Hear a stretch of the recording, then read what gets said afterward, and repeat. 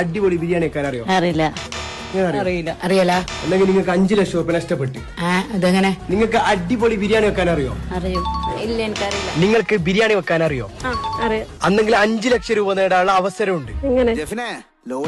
അമ്മായിമാരെ, ചേച്ചിമാരെ, അനിയത്തിമാരെ, ഏട്ടത്തിമാരെ, നിങ്ങൾക്കൊരു സന്തോഷ വാർത്ത. നിങ്ങൾക്ക് അടിപൊളി ബിരിയാണി വെക്കാൻ അറിയുന്നുണ്ടെങ്കിൽ കിട്ടാൻ പോകുന്നത് 5 ലക്ഷം രൂപ.